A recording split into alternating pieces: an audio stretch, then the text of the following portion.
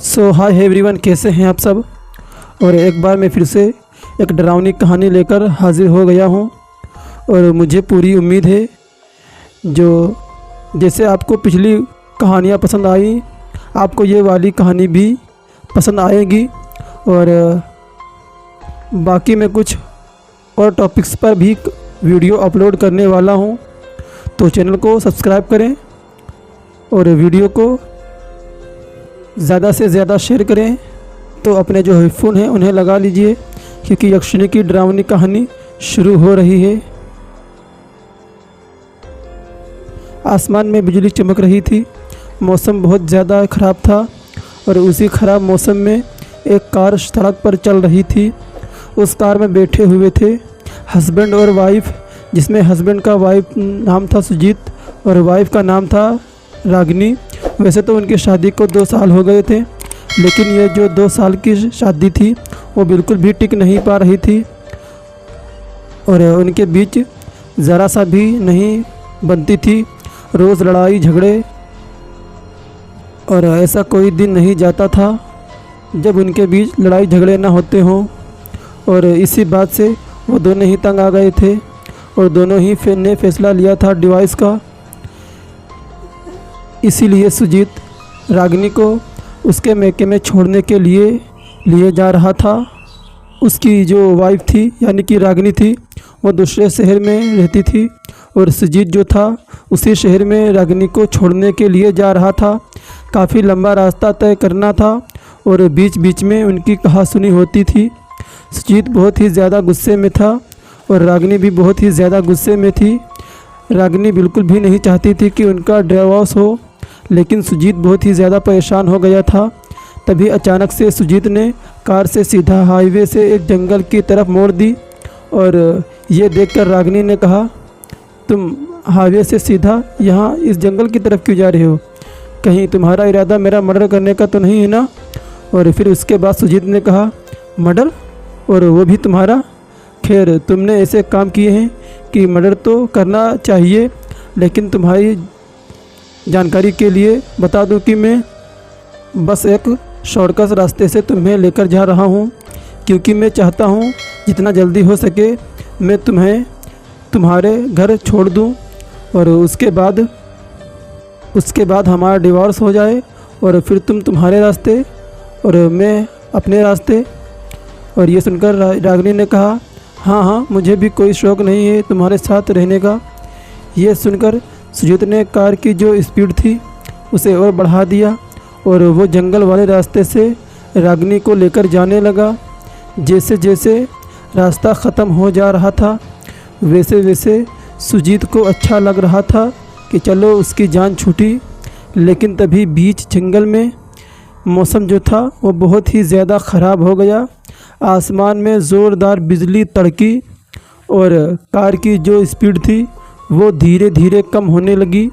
रागिनी ने कहा, क्या हो गया? अब कार की स्पीड इतनी स्लो क्यों कर दी? जल्दी जल्दी भगाओ, मुझे मेरे मैके छोड़ना है ना? और फिर उसके बाद सुजीत ने कहा, हाँ, मैं जानता हूँ और तुम चिंता मत करो, मैं जितना जल्दी हो सके तुम्हें तुम्हारे मैके छोड़ ही दूँगा। बस शायद मेरी कार में कोई ख़राबी आ गई है। उसके बाद रागिनी ने कहा, ठीक है, जो करना है करो, मुझे क्या। कार अचानक से रुक गई। सुजीत बहुत ही ज़्यादा परेशान हो गया कि आखिर ऐसे ख़राब मौसम में, बारिश के बीच में। संजय काफ़ी परेशान हो गया कि आखिर ऐसे ख़राब मौसम में, बारिश के बीच में कार ख़राब हो गई। अब वो क्या करेगा? और फिर तुरंत वो कार से बाहर उतरा और उतरने के बाद कार को चेक किया। उसे कुछ भी समझ नहीं आ रहा था और उसे एक मैकेनिक की ज़रूरत थी जो उसकी कार को ठीक कर सके। लेकिन उस बीच जंगल में वो आखिर कहाँ से मैकेनिक मिलाता? उसने अपना फ़ोन देखा तो जंगल में नेटवर्क्स भी नहीं थे और अब वो दोनों हर तरफ से फंस चुके थे। रागिनी ने कहा, क्या हुआ? गाड़ी ठीक नहीं हुई? और सुजीत ने हाँ में सर हिलाया। रागिनी ने कहा, क्या? अब हम क्या करेंगे इस बीच जंगल में? हाँ। और फिर उसके बाद सुजीत ने कहा, अगर मुझे पता होता कि गाड़ी ख़राब होने वाली है तो मैं इस हाईवे से ही लेकर जाता, लेकिन अब मैं क्या कर सकता हूँ। तुम शांति से बैठो, मैं कुछ ना कुछ तो करता हूँ। और फिर उसके बाद रागिनी ने कहा, सीरियसली क्या करोगी बताओ? यहाँ पर तो नेटवर्क्स भी नहीं है, मेरा फ़ोन देखो ज़रा भी नेटवर्क नहीं है। किसको कांटेक्ट करोगे, किसको कॉल करोगे, बताओ मुझे। उसके बाद सुजीत ने कहा, हाँ मैं जानता हूँ, लेकिन अब मैं क्या कर सकता हूँ। तुम एक काम करो, तुम कार के अंदर बैठो, बाकी मैं थोड़ा दूर जाकर देख कर आता हूँ। उसके बाद रागिनी ने कहा, मुझे पक्का तुम पर शक हो रहा है कि तुम मुझे मारने के लिए मुझे यहाँ लेकर आए हो, मुझे ऐसा क्यों लग रहा है। और फिर उसके बाद सुजीत ने कहा, मैं तुम्हें नहीं मारने के लिए लाया हूँ यहाँ पर, मैं खुद परेशान हो रहा हूँ कि आखिर इतनी रात में ख़राब मौसम में कार क्यों ख़राब हो गई। समझो इस बात को, इतने सालों से लड़ती हुई आई हो, अब सब ख़त्म हो रहा है, जो तुम चाहती थी वो हो रहा है, इसलिए चुपचाप बैठो, समझी तुम। रागिनी ने कहा, मैं कुछ नहीं चाहती थी, ये जितनी भी लड़ाइयाँ हैं वो तुम्हारी वजह से हो रही हैं, समझे तुम मुझे छोड़ना चाहते हो तो मैं तुमसे कोई फेविक्विक लगाकर चिपकना नहीं चाहती, छोड़ दो मुझे, मैं तुमसे प्यार की भीख नहीं मांगूंगी। सुजीत ने कहा, प्यार की भीख? सीरियसली?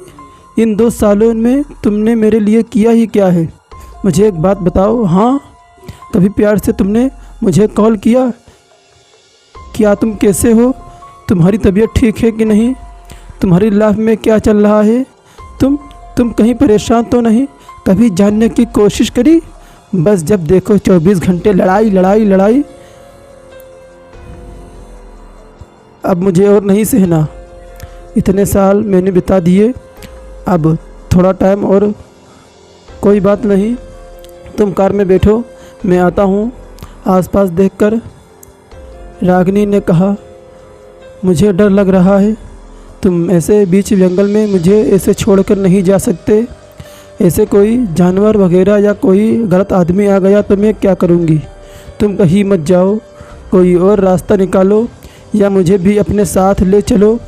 उसके बाद सुजीत ने कहा, तुम भी ना कुछ समझ नहीं आता तुम्हारा, आओ उतरो कार से बाहर, लेकिन बारिश में चलना पड़ेगा, याद रखना, भीग जाओ। और फिर उसके बाद रागिनी ने कहा, अगर भीगना पड़ेगा तो रहने दो, मैं कार में ही बैठी हूँ, कोई और रास्ता सोचते हैं। सुजीत ने कहा, ये नहीं करना वो नहीं करना, क्या यार तुम भी ना बहुत पागल हो, क्या करें बताओ, मोबाइल में नेटवर्क्स ने तो है नहीं। उसके बाद रागिनी ने कहा, अरे यहाँ नहीं है, थोड़ा आसपास घूमो ना, थोड़ा टहलो, क्या पता कहीं नेटवर्क्स मिल जाएं। उसके बाद सुजीत ने अपना फ़ोन निकाला और वो नेटवर्क ढूंढने लगा। नेटवर्क ढूंढते ढूंढते उसे एक दूर एक घर नज़र आया। उस घर में लाइटें जली हुई थी और संजय को लगा कि वहाँ पर शायद कुछ कांटेक्ट करने के लिए हो, जिससे वो मैकेनिक को बुला सके। इसलिए सुजीत ने कहा, सुनो मेरी बात, कार से उतरो, मुझे शायद मदद मिल गई है। रागिनी बाहर निकली और उसने कहा, मदद? कैसी मदद, कहाँ पर है? सुजीत ने कहा, अरे वहाँ एक घर है, उसमें लाइट भी जल रही है, मुझे लगता है कि वहाँ हमें मदद मिल जाएगी, चलो मेरे साथ। रागिनी ने कहा, वो घर कितना पुराना और अजीब सा है, कहीं वहाँ कोई भूत वूत तो नहीं रहता है ना? उसके बाद सुजीत ने कहा, चिंता मत करो, भूत रहता भी होगा तो तुम्हें देखकर डर जाएगा, वैसे भी बारिश में तुम्हारा मेकअप धुल गया है। उसके बाद रागिनी जो थी वो काफ़ी गुस्से में आ गई और उसके ने कहा, तुम कभी मेरी बेइज्जती करने का मौका छोड़ते हो? हाँ। उसके बाद सुजीत ने कहा, चिंता मत करो, ये आखिरी रात है जब मैंने तुम्हारी बेइज्जती करी है, कल सुबह से तुम्हारी कोई बेइज्जती नहीं करेगा। चलो अब। ये सुनकर रागिनी जो थी उसका जो था वो मुंह लटक गया था, लेकिन वो क्या कर सकती थी। उसके बाद वो दोनों उस घर के पास पहुँचे। सुजीत ने घर का दरवाज़ा खटखटाया और दरवाज़ा खटखटाने की थोड़ी देर बाद ही दरवाज़ा जो था वो खुला। तो जैसे दरवाज़ा खुला तो उसने देखा कि दरवाज़े पर एक बहुत ही अप्सरा जैसी खूबसूरत लड़की खड़ी थी। और उस खूबसूरत सी लड़की ने कहा, जी कहिए क्या काम है आपको। और फिर उसके बाद सुजीत ने कहा, अरे हम यहाँ बारिश में भीग गए हैं, हमारी कार जो है वो ख़राब हो गई है। अगर आप फ़ोन से कांटेक्ट करके किसी मैकेनिक को बुलवा लेती तो बहुत अच्छा रहता। उसके बाद उस लड़की ने कहा, अच्छा ठीक है, रुको मैं मैकेनिक को कॉल कर देती हूँ, आप लोग अंदर आ जाइए। तो उन्होंने देखा घर जो था वो बहुत ही ज़्यादा सुंदर था। अंदर से हर जगह लाइटें वगैरह सब कुछ अच्छा था, एकदम 5 स्टार होटल जैसा था। रागिनी ने कहा, ये इतने महल जैसे घर में रहती है, और बताओ इस जंगल में इतना महल जैसा घर अगर शहर में होता तो क्या बात थी। उसके बाद सुजीत ने कहा, तुम चुपचाप रहो, और उसने सुन लिया ना, जो मदद मिल रही है वो भी नहीं मिलेगी, चुपचाप अपना मुंह बंद रखो। उसके बाद रागिनी जो थी वो चुप हो गई और उस लड़की ने फ़ोन निकाला और फ़ोन घुमाकर उसने किसी से बात करी। उसके बाद उसने सुजीत से कहा, आई एम सो सॉरी, लेकिन अभी कोई मैकेनिक नहीं आ पाएगा, क्योंकि आप देख रहे हैं मौसम भी बहुत ख़राब है, और ख़राब मौसम में कोई मैकेनिक यहाँ नहीं आने वाला, ख़ासकर जंगल में। तो अच्छा यही होगा कि आप एक रात मेरे इस घर में रुक जाएं, सुबह मैकेनिक आ जाएगा और वो गाड़ी रिपेयर कर देगा आपकी, उसके बाद आप चले जाइएगा। जैसे ही ये बात संजय ने सुनी तो उसने रागिनी की तरफ देखा और रागिनी ने कहा, ठीक है, वैसे भी अब हमारे पास क्या रास्ता बचता है। और उस लड़की ने कहा, ये तो बहुत अच्छी बात है, तो चलिए आज का जो डिनर है वो आप हमारे साथ करिए, बाकी वहाँ पर बाथरूम है, अगर आपको चेंज करना है तो आप चेंज कर लीजिए, मैं आपके लिए कुछ कपड़े ले आती हूँ। आपके पास कपड़े तो शायद नहीं होंगे, आप कहीं वैसे काम के लिए जा रहे थे। सुजीत ने कहा, हाँ इसके पास कपड़े हैं, लेकिन उसके लिए कार के पास ही जाना पड़ेगा, और कार के पास जाऊंगा तो फिर भीग जाऊंगा। उसके बाद उससे खूबसूरत सी लड़की ने कहा, अरे कोई बात नहीं, मेरे पास बहुत कपड़े हैं, और मेरे पास आपके लिए भी एक कपड़ा है। मेरा जो भाई है वो वैसे तो यहाँ नहीं रहता, लेकिन कभी कभी आता है, उसके बाद बहुत सारे कपड़े हैं, उसमें से आपको सबसे बेस्ट कपड़ा दूंगी, चिंता मत करिए। उस लड़की ने दोनों हस्बैंड वाइफ को कपड़े दिलाकर दिए और दोनों ने कपड़े चेंज करके उसके बाद उस लड़की ने कहा, चलिए आप खाना खाने के लिए नीचे आ जाइए, डाइनिंग टेबल पर खाना लगा हुआ है। जब वह दोनों रागिनी और सुजीत दोनों जब टेबल पर पहुँचे तो उन्होंने देखा कि वहाँ पर तरह तरह के पकवान लगे हुए थे। उसके बाद सुजीत ने कहा, क्या आपने ये अकेले बनाया है? उसके जवाब में उस लड़की ने कहा, नहीं, मतलब समझ सकते हैं, थोड़ा बहुत मैंने मंगाया, बाकी बाहर से मंगवाया। जब ये बात सुजीत और रागिनी ने सुनी तब उसने कहा, आप तो एकदम महारानी की तरह जीती हैं, मतलब इतना आलीशान घर और ये ऐसा खाना राजाओं को ही नसीब होता है। उस लड़की ने हंसते हुए कहा, चलिए कोई बात नहीं, तारीफ़ के लिए शुक्रिया, लेकिन अब आप खाना शुरू करिए। सुजीत और रागिनी ने पेट भर के खाना खाया और पेट भर खाने के बाद उस लड़की ने कहा, खाना आपको अच्छा लगा? दोनों हस्बैंड वाइफ ने काफ़ी तारीफ़ की और उस लड़की ने कहा, चलिए अब मैं आपको रूम दिखा देती हूँ, आप दोनों हस्बैंड और वाइफ है ना? जब ये बात उस लड़की ने पूछी तब रागिनी और सुजीत एक दूसरे की तरफ देखने लगे और उन्हें समझ नहीं आ रहा था कि वो क्या जवाब दिया जाए। और आखिर में रागिनी ना बोलने वाले ही थी, तभी सुजीत ने कहा, हाँ ये मेरी बीवी है। और फिर उसके बाद वो जो लड़की थी उसने कहा, फिर तो आप एक ही कमरे में रहेंगे, आपको मैं कमरा दिखा देती हूँ। तभी रागिनी को कमरा दिखाकर वो जो लड़की थी वो वहाँ से चली गई। और जो सुजीत था वो बेड पर लेट गया। सुजीत ने कहा, अरे यार एकदम चमत्कार हो गया, इस जंगल में हमें मदद मिल गई, वरना पता नहीं रात भर जंगल में कैसे बिताते, वो भी ऐसी बारिश में। उसके बाद रागिनी ने कहा, हाँ हाँ चमत्कार तो हो ही गया, तुम्हारी नज़रों से साफ साफ पता चल रहा था, पता नहीं उस लड़की को कैसी कैसी निगाहों से देख रहे थे। जिसके जवाब में सुजीत ने कहा, क्या तेरा दिमाग ख़राब है क्या? हाँ, एक तो उसने हमारी मदद करी और तू कह रही है कि मैं उसे गलत नज़रों से देख रहा हूँ। पागल कहीं की, ऐसा कुछ भी नहीं समझी। और फिर उसके बाद रागिनी ने कहा, मैं भी एक लड़की हूँ, कौन कैसी कैसी निगाहों से देखता है ना, मुझे सब समझ आता है। और जैसे तुम उसे देख रहे थे ना, मुझे सब समझ आ रहा था। खैर मुझे क्या, आज रात की बात है, सो जाती हूँ, सुबह उठना है, अपने घर जाना है, उसके बाद तुम अपने रास्ते मैं अपने रास्ते, तो कुछ बोल के फ़ायदा भी नहीं है। उसके बाद रागिनी जो थी वो वहीं पर बेड पर सो गई और सुजीत जो था वो भी लेटा हुआ था। अपना लेटे लेटे वो सोच रहा था कि आखिर वो क्या करेगा क्या नहीं करेगा। तभी सोचते सोचते उसका मूड जो था वो रोमांटिक सा हो गया और उसने रागिनी की तरफ देखा। उसने रागिनी की कमर पकड़ी और अपने पास खींचने की कोशिश करी, लेकिन रागिनी ने हाथ मारते हुए कहा, मुझसे दूर रहो, समझे? जाओ उसी लड़की के पास उसको पकड़ लो, वो आएगी तुम्हें सब कुछ देने के लिए।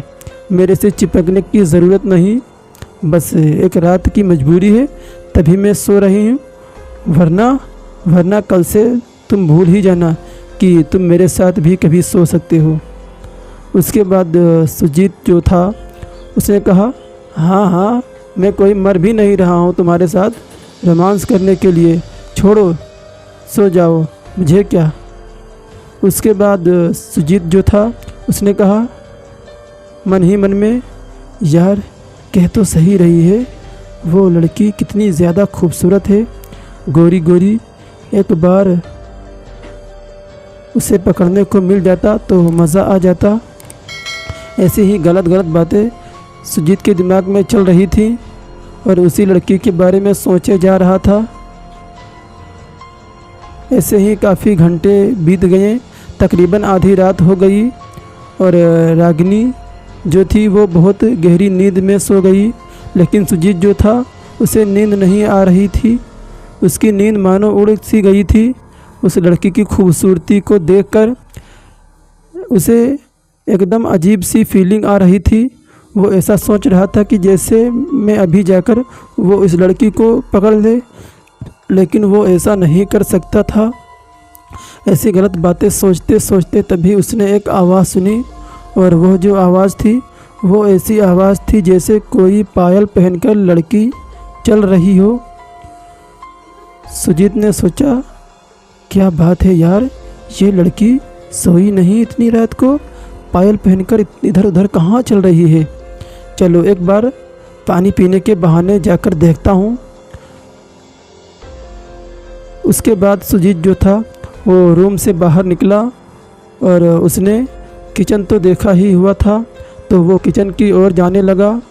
उसके बाद जब वो किचन में पहुंचा तो उसने देखा कि वो लड़की काफ़ी कम कपड़ों में वहाँ फ्रिज के पास खड़ी थी और फ्रिज में पानी की बोतल देख रही थी। उसने एक पानी की बोतल निकाली और उसने सुजीत को अपने पास बुलाया। उसने पूछा, क्या हुआ, आप कमरे से बाहर आ गए, आपको किसी चीज़ की ज़रूरत? और फिर उसके बाद सुजीत ने कहा, नहीं वो बस पानी पीना था और कोई बात नहीं थी।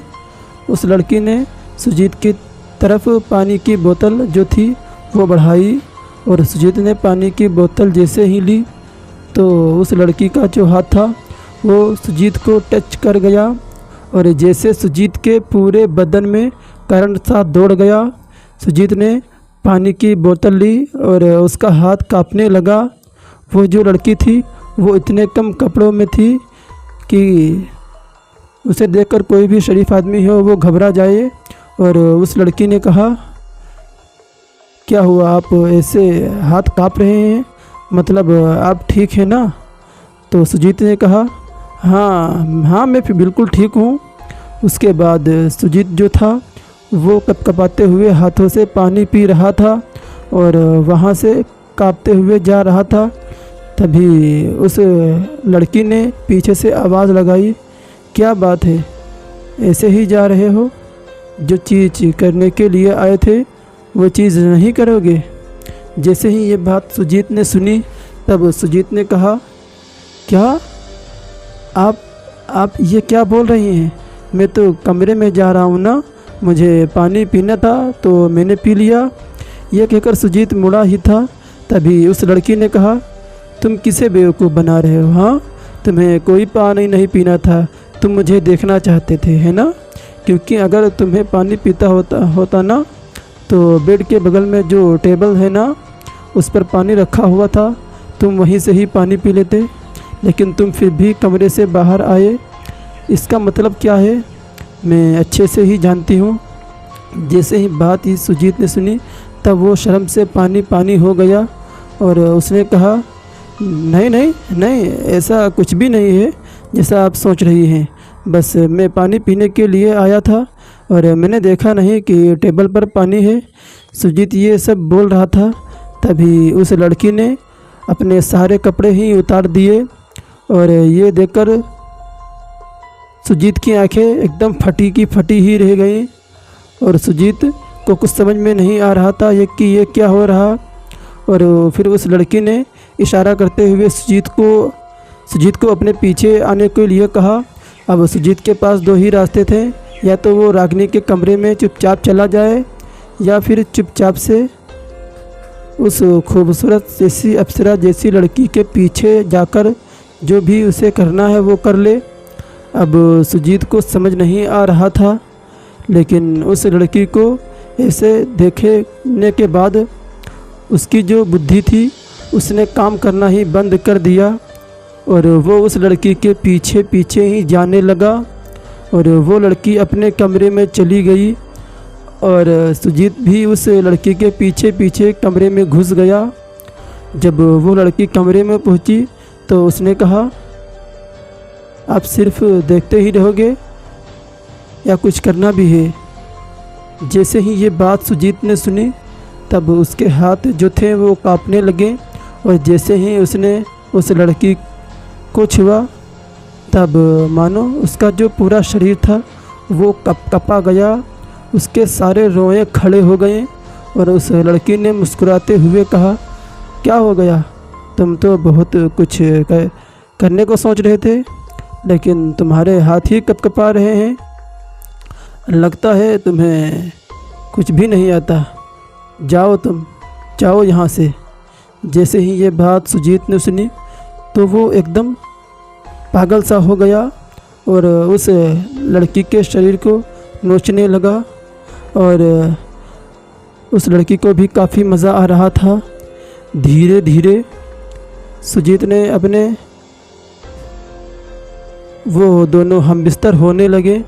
वहीं दूसरी तरफ रागिनी बेचारी कमरे में चुपचाप सोई हुई थी और उसने सोचा कि उसने सुजीत से कुछ ज़्यादा ही बुरी तरीके से बात कर ली है, उसे ऐसा ही नहीं करना चाहिए था। जैसा भी है वो उसका पति है और उसने सुजीत को प्यार करने के लिए उसकी तरफ हाथ बढ़ाया तो उसने देखा कि सुजीत बेड पर था ही नहीं और उसने सुजीत को 2-3 बार आवाज़ लगाई लेकिन बदले में कोई भी जवाब नहीं आया और उसने उसके बाद अपना फ़ोन निकाला तो उसमें नेटवर्क्स थे ही नहीं। वो उठी और कमरे से बाहर निकली ये देखने के लिए कि आखिर सुजीत कहाँ पर है और तभी उसने उस लड़की के कमरे से कुछ आवाज़ें आती हुई सुनी और यह सब देखकर उसके पैरों तले ज़मीन खिसक गई।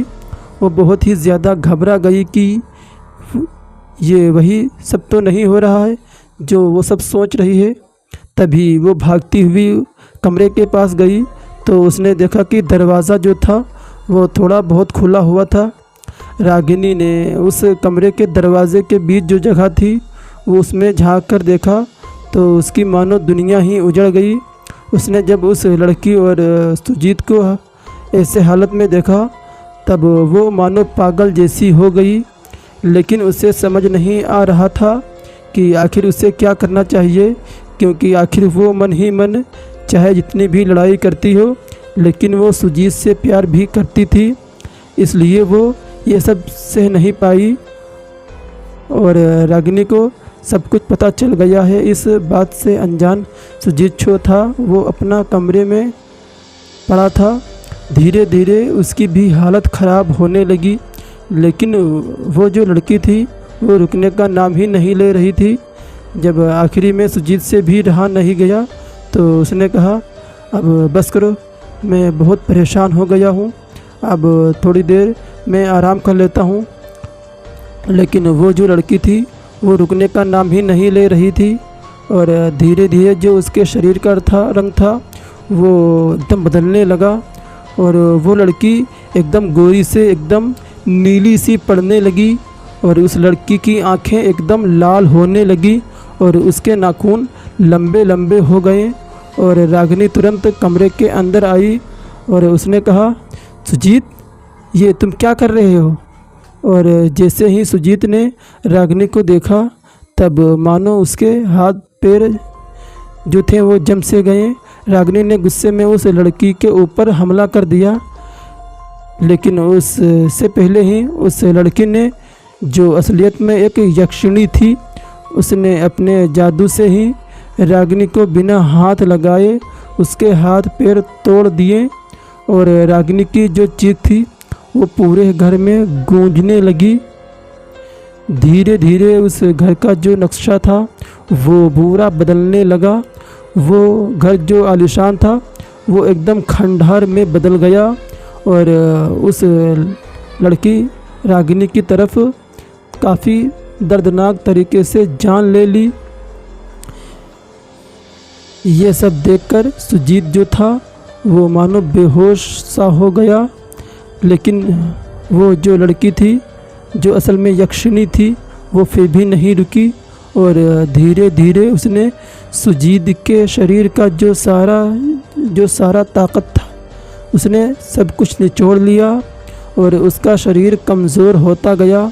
और जब तक सुजीत ने दम नहीं तोड़ दिया तब तक वो यक्षिणी अपनी हवस मिटाती रही और उसके बाद उन दोनों की लाश को उस जंगल में उसने फेंक दिया और उन लाशों को जानवर खा गए। और कहते हैं कि उसके बाद से वो अपने अगले शिकार के इंतज़ार में रहती है कि कोई आई और उसका अगला शिकार बने। तो ये थी आज की कहानी और मुझे पूरी उम्मीद है कि आपको सुनने में बहुत मज़ा आया होगा और आप कहेंगे कि भाई इसमें तो मतलब 18+ चीज़ें कुछ ज़्यादा ही हैं। तो इससे जो स्टोरी का जो बेस था वो यही था कि आजकल धोखाधड़ी बहुत ही हो रही है और उसी धोखाधड़ी पर मैंने इस कहानी को लिखा था। जैसे ही आप सभी देख रहे हैं, हस्बैंड और वाइफ, और आजकल यही ही चल रहा है। और साथ ही साथ इस कहानी में जो कुछ भी था फिज़िकल वगैरह वो सब जो तो था ही, लेकिन इसमें एक मैसेज भी था। जैसे कि आप सभी को कहानी सुनकर पता चला होगा कि वो जो रागिनी जो थी वो भले ही लड़ाई करती थी लेकिन अंदर ही अंदर वो सुजीत से प्यार भी करती थी, लेकिन वो कभी अपना प्यार शो नहीं करती थी, जिसकी वजह से दोनों के बीच लड़ाइयाँ होती थी। सुजीत की भी काफ़ी गलतियाँ थी, सबसे बड़ी गलती उसी की थी क्योंकि उसने चीट किया। लेकिन जो मेन बात है वो ये बात है कि वो दोनों इस तलाक के रास्ते पर आ ही कैसे गए, क्योंकि दोनों छोटी छोटी लड़ाइयों को सीरियस लेते थे, बुरा मानते थे, उन्हें इग्नोर नहीं करते थे। इसलिए उनके बीच जो लड़ाई थी वो बढ़ती गई और आखिर में उन्होंने परेशान होकर डिवोर्स का फ़ैसला लिया।